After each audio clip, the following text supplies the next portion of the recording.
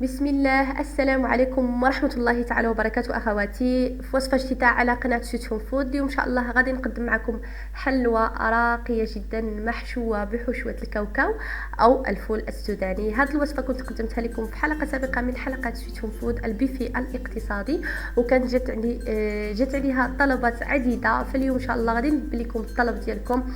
أهلا وسهلا بكم على قناة سويت هوم فود وفرجة ممتعة.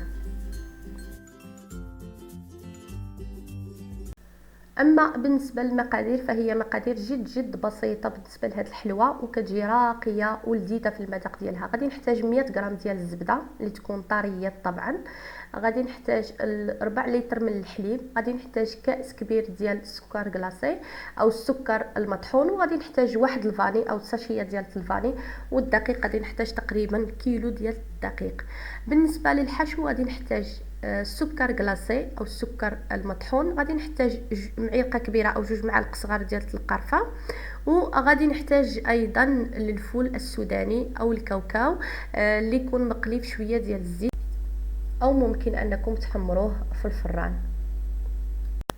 الجبانه او في اي قصريه او شيء. كندير الزبده، كنضيف عليها السكر كلاص او السكر المطحون،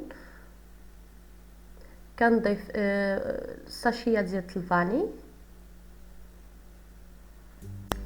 ومن بعد كنبدا كنخلط جيدا برؤوس الاصابع السكر وايضا الزبده والفاني باش يندمجوا مزيان.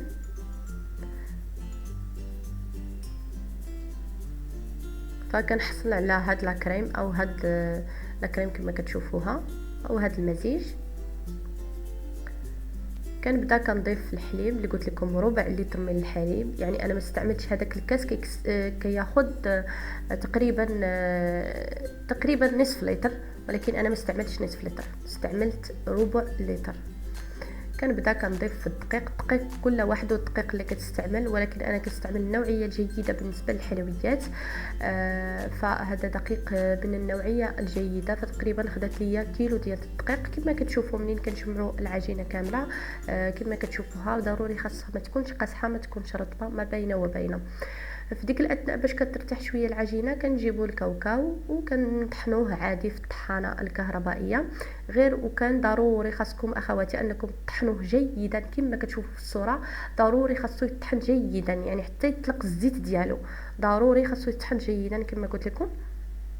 كنضيفوا بالنسبه للحشو ديال الكاوكاو او الفول السوداني كنضيفوا 2 معالق صغار ديال القرفه كتبقى اختياريه، ممكن لكم تزيدوا ممكن لكم تنقصوا. وايضا السكر، فانا درت هذه فيها تقريبا كتهز تقريبا 250 غرام ديال السكر كلاصي.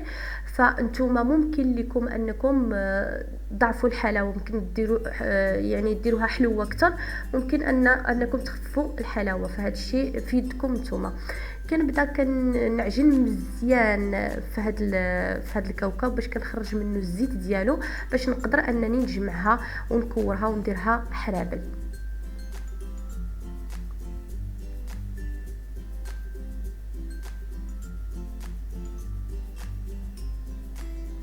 كما كتشوفوا ها هي، يعني بعد استمرار العمليه تقريبا شي ساعه وانا كندعك فيها، او يعني بحال كنعجنها مزيان باش نخرج منها الزيوت. كنبدا كندير كما كتشوفوا، يعني كتبقى الزيوت ديال الكاوكاو كيخرجوا من الكاوكاو، فضروري خاصكم تطحنوا مزيان. وكنبقى كندير بحال هكا حرابل اللي يكونوا طوال بحال هذا الشكل.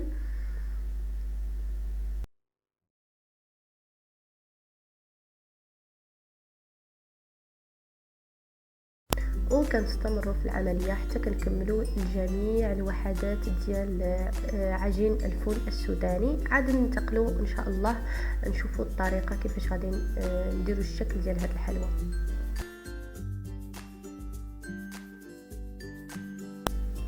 فمنين كنكمل كنبدا كنجيب العجينه اللي كنت خليتها ترتاح، مثلا كترتاح على ود ما كنجهزوا المكونات الاخرى، فكنبسطها بحال هكا وكنطلقها بشويه ديال الدقيق، كندير شويه على سطح العمل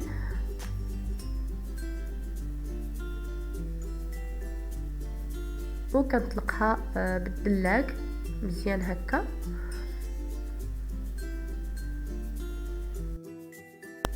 فمنين كنطلق هكا العجينه ديالي فضروري خاصها تجي رقيقه كما كتشوفوا تقريبا بحال الرق ديال اللي كنستعملوه عاده الكعب غزال. فضروري خاص يعني تقريبا الخامه كتبان يعني خاصها تجي رقيقه. كناخذوا الحربل اللي درنا او يعني القطعه ديال الكاوكاو كنديروها كما كتشوفوا بحال هكا بحال هاد الطريقه وكنلبسوها ليها بحال هكا يعني باش غادي تاخذ لا فورم بحال هكا. وكنبداو كنديروا بحال الطريقه ديال الكعب غزال كما كتشوف بحال هكا باش يعني يجي متساوي يجي مقاد يجي متساوي. والاخوات اللي عندها الميزان فكما قلت لكم اخواتي اللي عندها الميزان تعبر الكتله ديال او الحجم ديال الكاوكاو فباش يجيو مقادين كناخذوا الجراره كما كتشوفوا كنبسطوها مزيان كنطلعوها بحال الشكل ديال الكعب غزال كما كتشوفوا كيجي مقوس بحال هكا. كناخذ الجراره وكنبدا كنقطعها بحال هكا بحال الكعب غزال.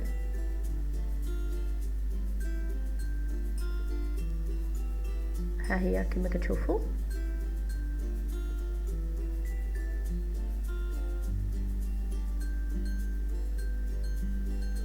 بحال هكا وكنبدا كنصايب فيها مزيان بحال هكا بحال هاد الطريقه.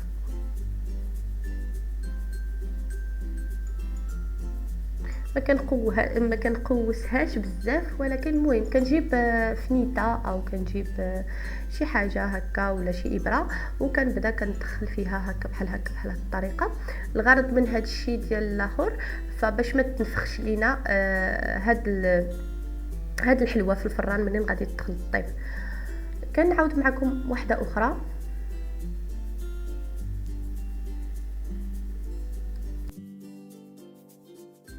فكما كتشوفوا اخواتي راني كنعاود معكم واحده اخرى فضروري انكم تلبسوا العجينه لهاد الحشوه وضروري خاصكم ترققوها. وكما كتشوفوا الاخوات المبتدئات اللي ما يعني اللي عمرهم ما داروا كعب غزال او مثل هاد النوعيه ديال الحلويات وممكن انكم ديروا بحال هكا كما وريت لكم الطريقه باش يجي لكم بحال شكل مقوس. فكنكمل هكا هذه الطريقه حتى كنكمل جميع الوحدات ديال الحلوه ديالي ديال الكاوكاو.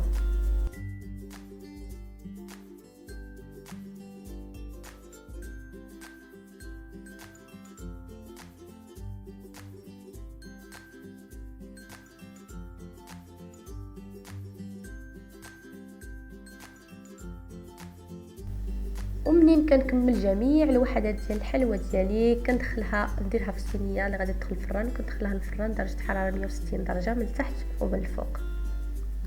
فمنين كنخرجها من الفران كنخليها ليله كامله تبرد مزيان عاد كندوز للتزيين. بالنسبه للتزيين فانا كنستعمل الشوكولاته السوداء وغادي تستعمل ايضا الشوكولاته البيضاء ايضا للتزيين. فكندوبها في حمام عادي وكنضيف ليها معلقه كبيره ديال الزيت النباتيه باش كتعطي ليا ديك اللمعه. فكنجيب الحلوه كنغطسها مزيان في الشوكولاته السوداء طبعا كما كتشوفوا بحال هكا بحال هذا الشكل. كنستقطرها مزيان وكنوضعها فوق كما كتشوفوا غادي نوضعها من فوق بلاستيك ديال الطاوله. فكناخذ كنخلي الحلوه ديالي تبرد مزيان ومن بعد كناخذ الشوكولاته البيضاء وكندير كما كتشوفوا خطوط كنعمرها في البلاستيكه كما كتشوفوا بحال هذا الشكل وكندير خطوط باللون بالشوكولاته البيضاء باش كنزينها.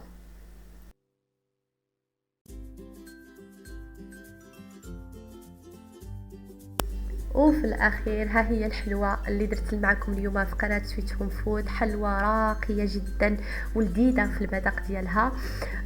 كنتمنى ان شاء الله هاد الحلوه تنال الاستحسان ديالكم. واذا عجبتكم الحلقه ديال اليوم ما تنساوش تخليو لي لايك وايضا ما تنساويش من التعليقات ديالكم الرائعه اللي كتشجعني طبعا. واللي باقي ما مشتركش يشترك في القناه وكذلك يضغط على زر الاشتراك باش توصلوا بكل ما هو جديد في القناه. خليت لكم راحه البال والسلام عليكم ورحمه الله تعالى وبركاته وعواشركم مبروكه.